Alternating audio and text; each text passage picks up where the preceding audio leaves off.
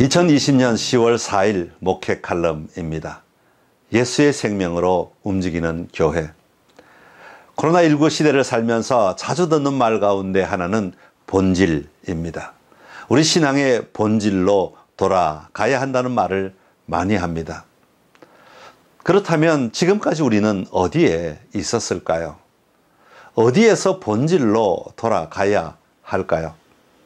학자들은 신앙의 모습을 표현된 것과 본질로 구분합니다. 표현된 것이라는 말은 우리가 외형적으로 바라보는 개념들입니다. 어떤 면에서는 표현된 것은 사람이 만들어내고 찾아낸 것이라고 말할 수 있습니다. 신앙의 경험들은 표현된 것들입니다. 이런 표현된 것들 자체가 신앙의 본질은 아닙니다. 고린도전서 2장 9절에서 10절에 보면 이런 표현들이 나옵니다. 그러나 성경에 기록된 바 눈으로 보지 못하고 귀로 듣지 못한 것들, 사람의 마음에 떠오르지 않은 것들을 하나님께서는 자기를 사랑하는 사람들에게 마련해 주셨다 한 것과 같습니다. 하나님께서는 성령을 통하여 이런 일들을 우리에게 계시해 주셨습니다. 성령은 모든 것을 살피시니 곧 하나님의 깊은 경륜까지도 살피십니다. 우리가 신앙생활하면서 우리는 눈에 보이는 것에 사로잡히게 되어 있습니다. 다른 사람들이 말하지 않았던 것들이 귀에 쏙쏙 들어오지요. 한 번도 생각해 보지 못했던 것을 이야기할 때 귀가 열리는 것 같습니다. 그러나 진짜는 성령을 통하여 하나님께서 우리에게 알게 해주시는 것들입니다. 하나님의 깊은 경륜까지 드러내시는 것입니다. 역사적으로 보면 사회가 어렵고 어지러울 때 종말론이 강조되었습니다.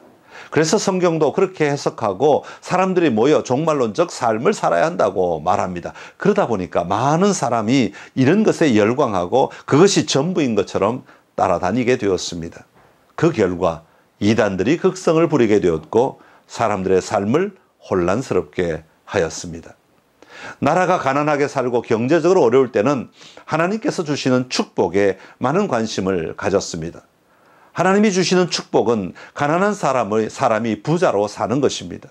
이것은 영적인 것을 말하는 것이 아니라 경제적인 부를 말합니다. 그래서 이런 모습을 보면서 하나님이 축복하셨다, 하나님이 일하신다, 하나님이 역사하신다는 말을 사용하였던 것입니다.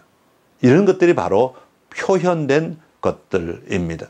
그러니까 그동안 우리는 우리의 눈에 보이는 것으로 표현되는 것에 집중하며 살았습니다.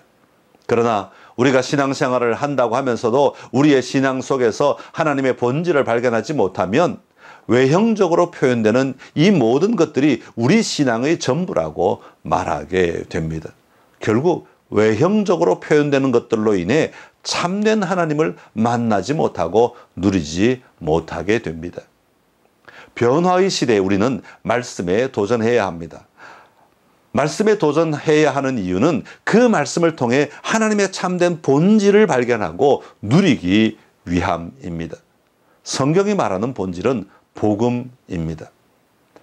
고린도전서 15장 3절에서 5절에 보면 나도 전에 받은 중요한 것을 여러분에게 전해드렸습니다. 그것은 곧 그리스도께서 성경대로 우리 죄를 위하여 죽으셨다는 것과 무덤에 묻히셨다는 것과 성경대로 사흘날에 살아나셨다는 것과 게바에게 나타나시고 다음에 12제자에게 나타나셨다고 하는 것입니다. 오늘 우리에게 주신 귀한 복음은 영생입니다. 예수님이 행하신 이 일들로 말미암아 우리에게 영원한 생명을 드러내신 것입니다. 그러기에 우리는 이 복음을 누리는 자가 되어야 합니다. 그리고 이 복음을 전하는 자로 살아야 합니다. 이것이 우리에게 주신 사명입니다. 교회는 이 복음을 더욱 적극적으로 경험하고 전하도록 하기 위해 다양한 표현된 것들을 사용하기도 합니다. 그러나 우리가 표현된 것들과 본질은 분명히 구분할 수 있어야 합니다. 그럴 때 우리의 신앙이 어떤 환경 속에서도 흔들리지 않는 신앙이 될 것입니다.